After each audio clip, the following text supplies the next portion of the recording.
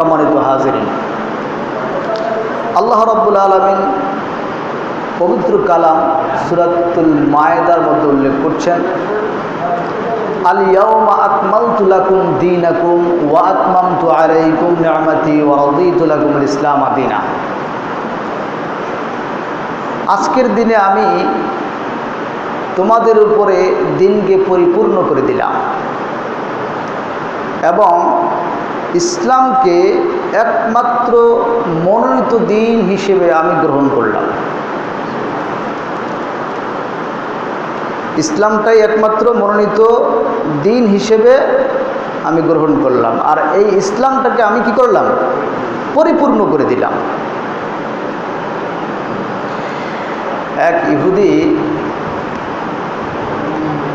হযরতে ওমর ইবনুল খাত্তাব রাদিয়াল্লাহু তাআলা আনহুর নিকট এসে বলছেন, হে আমিরুল মুমিনিন,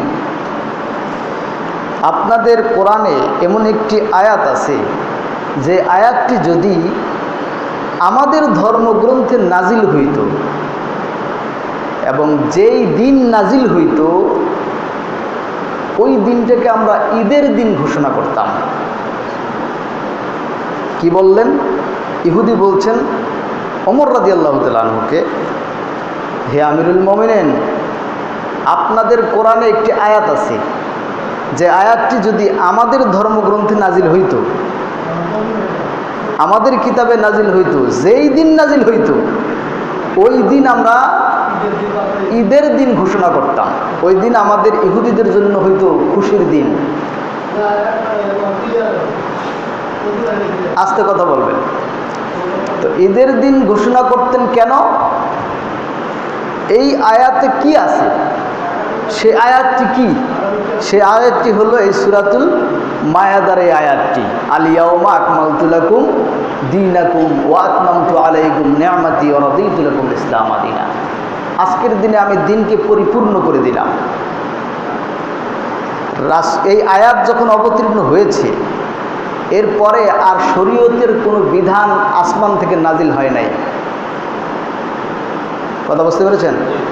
এই আয়াত যেদিন নাজিল হয়েছে ওই দিনের পরের থেকে শরীয়তের কোনো বিধান আর নাজিল হয় নাই। পৃথিবীতে শরীয়তের কোনো বিধান আর আসে নাই। শরীয়তের বিধান পরিপূর্ণ হয়ে গেছে।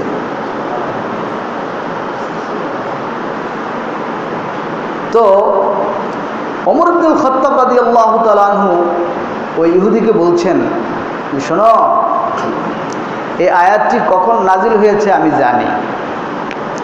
এই আয়াতটি নাজিল হয়েছে আরাফার দিনে। আয়াতটি কখন নাজিল হয়েছে? আরাফার দিনে নাজিল হয়েছে। মুসলিমের বর্ণনা, মুসলিম শরীফ থেকে হাদিসটি আপনাদেরকে শোনালাম। তাহলে ইসলাম পরিপূর্ণ, এটা আমাদের একটা কমপ্লিট টেন্ডেন্সি, একটা চূড়ান্ত ধারণা যে ইসলাম কি? পরিপূর্ণ। আর ইসলামে কোনো শরীয়তের বিধান, হুকুম, আহকাম, নিয়ম, নীতি এগুলো আসমান থেকেও আসবে না, দুনিয়ার কেউ এর মধ্যে কিছু করতে পারবে না। এটা চূড়ান্ত হয়ে গেল। এখন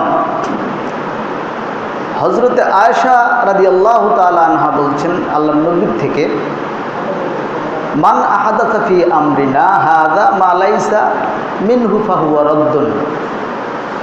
ইসলামের মধ্যে যদি কোনো কাজ কেউ করে আর সেটা যদি ইসলামের বিধান অনুযায়ী না হয়, অর্থাৎ দিনের অন্তর্ভুক্ত না হয়, এমন কোনো কাজ যদি কেউ করে তাহলে ওই কাজটি পরিত্যাজ্য, বাতিল। ওই কাজটি কি? বাতিল, ওটা গ্রহণযোগ্য নয়। এখন এই ব্যাপারে যে ইসলামের মধ্যে কোনো কিছু করা, নতুন কিছু সংযোজন করা, এটাকে আমরা বলি বেদাত। এটাকে কি বলি? বেদাত। বেদাত শব্দটির শাব্দিক অর্থ হচ্ছে নতুন উদ্ভাবিত কোনো বিষয়, কোনো জিনিস। যেই জিনিসের পূর্বে কোনো নমুনা ছিল না, নমুনা ছাড়া কোনো জিনিস উদ্ভাবন করা, এটার নাম বেদাত। যেটার আগের কোনো মডেল ছিল না, এই নতুন মডেল হইল, বুঝতে পেরেছেন? এর নাম বেদাত। এটা শরীয়তের মধ্যে আগে ঠিক করতে হবে ইবাদতের ভিতরে, ইবাদতের ভিতরে। তো ইবাদতের বাহিরে যেটা, ওইটার বিষয়টা পরে আসি। আগে ইবাদতের ভিতরেরটা জানেন, যে ইবাদতের ভিতরে নতুন কিছু সৃষ্টি করার নাম হচ্ছে বিদআত।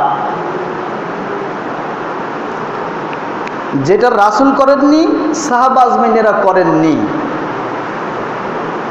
এমন কোনো কাজ, এমন কোনো নিয়ম ইবাদতের মধ্যে করা সোয়াবের নিয়তে, কল্যাণের আশায়, ওই কাজটার নাম বিদআত। ব্যাপারটা ক্লিয়ার হয়েছে? বেদাত সম্পর্কে যে ধারণাটা পাইলেন, এটা কি ক্লিয়ার? দেখেন, আল্লাহর নবী করেননি, সাহাবা আজমাইনেরা করেননি, এমন কোনো কাজ বিদআত। আবার এমন কোনো ইবাদত, যে ইবাদত রাসূল ওই পদ্ধতিতে করেনি,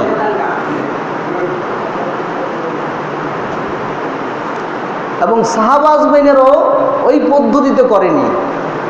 ইবাদত ঠিক আছে, কিন্তু পদ্ধতি চেঞ্জ হয়েছে, পদ্ধতি চেঞ্জ হয়েছে, সুন্নাহটা চেঞ্জ হয়েছে, নিয়মটা চেঞ্জ হয়ে গেছে। এই চেঞ্জ হওয়া নিয়মে কোনো ইবাদত করলে যদি অনুমোদনকৃত ইবাদত হয়, যদি পদ্ধতি পরিবর্তন হয়, তাহলে সেটা বিদআত, ওই পদ্ধতিটা বিদআত। কথা বুঝতে পেরেছেন?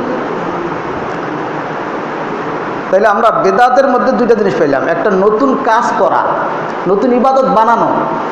আবার ইবাদত ঠিক আছে, কিন্তু ইবাদতের পদ্ধতিটা ঘুরাইয়া দেওয়া হয়েছে। ইবাদতের পদ্ধতিটা রাসূলের পদ্ধতিতে না, আমার নিজের মন গড়া পদ্ধতিতে করলাম, এটাও বিদআত। ঠিক আছে? তা কইতে পারেন হুজুর এটা কীভাবে?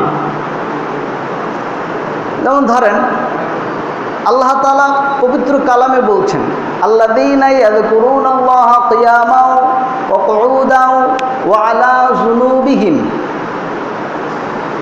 যারা জিকির করে দাঁড়াইয়া, বইসা, শুইয়া।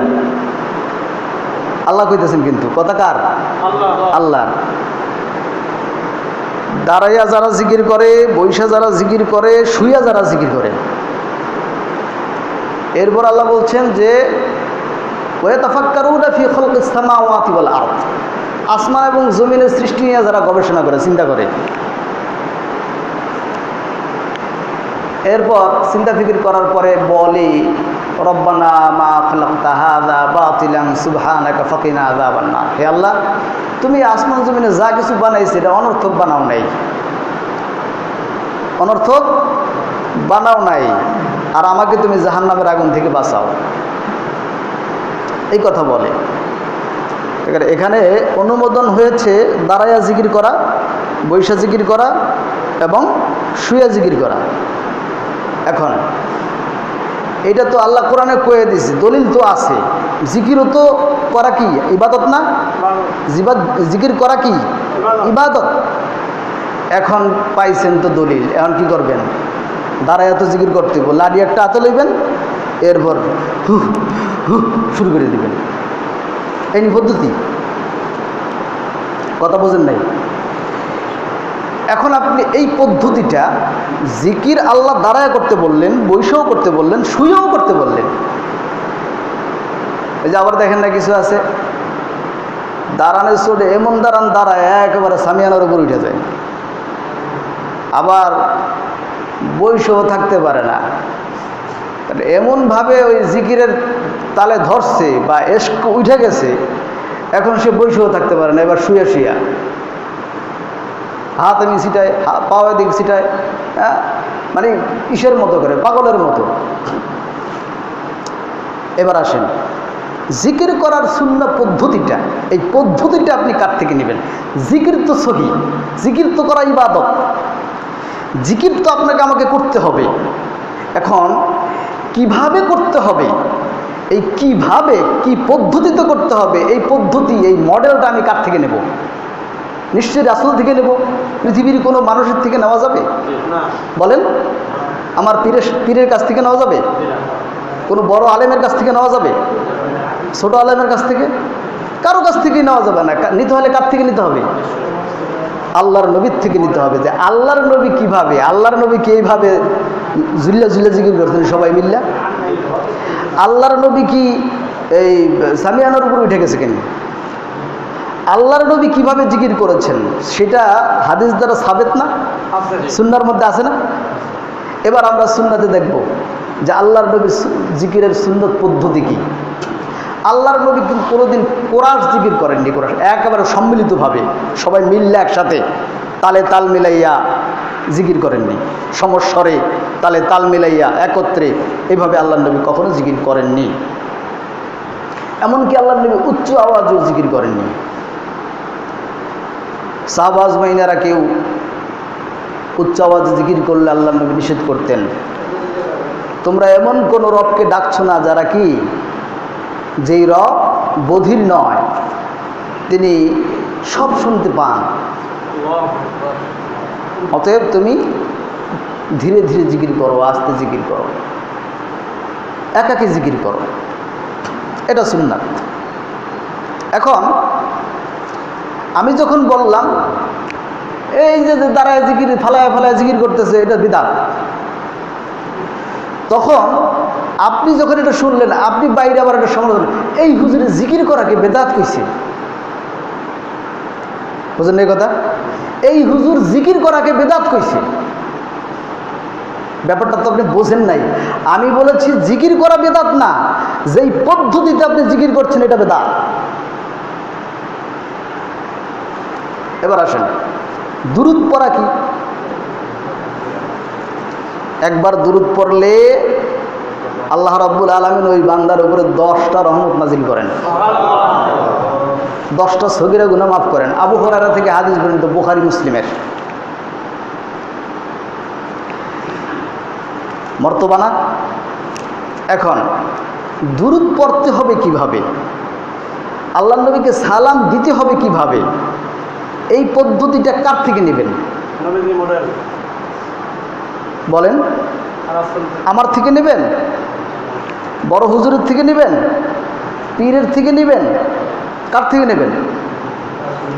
রাসূল সাল্লাল্লাহু আলাইহি ওয়াসাল্লাম যেভাবে বলেছেন ওইভাবে, সাহাবা আজমাইনেরা যেভাবে করেছেন ওইভাবে। এখন আমাদের সমাজে এই দুরুদ আর সালাম এই দুইটা মিললে হয়েছে, নাম হয়েছে মিলাদ। এই দুইটা মিললে নাম হয়েছে কি? মিলাদ। খুব খেয়াল করেন, দুরুদ, সালাম, তাওয়াল্লুদ আর কিছু ধরেন আর নবীজির ব্যাপারে আলোচনা, এগুলো কি? এগুলো সমন্বয়ে মিলাদ। এখন দুরুদ পড়া জায়েজ, দুরুদ পড়া জায়েজ না, কখনো কখনো ওয়াজিব। কথা বুঝতে পেরেছেন? এখন আপনি তো কইবেন যে হুজুর মিলাদের কথা কই বেদাত, আর আপনি মনে করছেন মিলাদ মানে দুরুদ আর সালাম, তো দুরুদ আর সালাম করা বিদাত। আর হেরা কোরআনেও দলিল দেয়। দলিলটা কি? ইয়া আইয়ুহাল্লাযীনা আমানু সাল্লু আলাইকুম ওয়া সাল্লিমু তাসলিমা। হে ঈমানদারেরা, তোমরাও দুরুদ পড়ো এবং সালাম দাও নবীকে তাজিমের সাথে। আল্লাহ ঘোষণা করছে কোরআনে। আর এই হুজুরে কয় বেদাত। হুজুরে কি দুরুদ আর সালাম বেদাত কইছে? কথা বলেন না কেন? আমি কি কোনোদিন বলছি দুরুদ আর সালাম বেদাত? দুরুদ আর সালাম আপনি যেভাবে পড়েন এই পদ্ধতিটা বেদাত। এই পদ্ধতি আল্লাহর নবীর পদ্ধতি নয়। কথা বুঝেন নাই আপনি আমার? আর আপনি যেই কি বলে ডাইল, সান, এরপরে কি বলে আরও বিভিন্ন ম্যাটেরিয়াল মিল্লা, ডাল, চাল, আরও কিছু বিভিন্ন সবজি মিল্লা রান্না করলে, হলুদ মরিচ দিয়ে রান্না করলে হয় কি? খিচুড়ি। ইসলামে খিচুড়ি বলতে কিছু নাই। ইসলামে যেটা আছে এটা স্পষ্ট, ভাত ভাত, তরকারি তরকারি। বুঝেন নাই? আপনি ওই পাঁচ মিশালি মিলাইয়ে একটা বানাইয়া দিবেন, এটা ইসলাম আলাদা করে না। আল্লাহর নবী দুরুদের কথা বলছেন, সালামের কথা বলছেন, এটা পড়বেন, এতে ফজিলত আছে, এমনকি নামাজও হবে না এটা না পড়লে।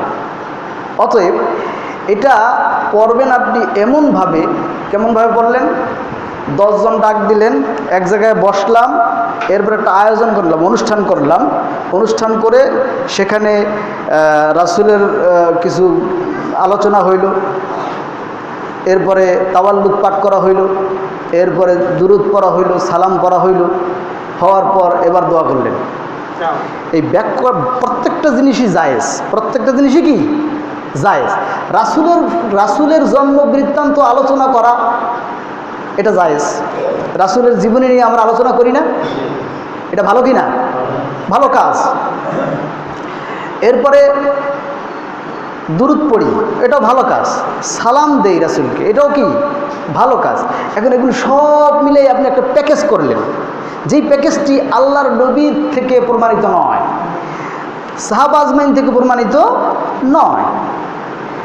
শরীয়তের এমন কোনো আহকাম, এমন কোনো হুকুম, হোক সেটা সুন্নত বা নফল, একটা তুচ্ছ বিষয় হলেও ওটা আল্লাহর নবী ও সাহাবা আজমাইন থেকে অনুমোদিত হতে হবে, তাহলেই সেটার দ্বারা কল্যাণ আশা করা যায়, নতুবা কল্যাণ আশা করা যায় না। তাহলে বিষয়টা হলো, আমি কিন্তু এগুলো কোনোটাই নিষেধ করিনি, সবই জায়েজ। এই জায়েজ জিনিসগুলো যখন আপনি আল্লাহ ফেলবেন, একটা প্যাকেজ করে ফেলবেন, আরেকটা রূপ দিবেন, আরেকটা রূপ তৈরি করবেন, তখন সেটা বেদাত হবে। কথা বুঝতে পেরেছেন? এ হলো বিদআত। এরকম অসংখ্য বিদআত আমাদের সমাজে আছে কি নাই?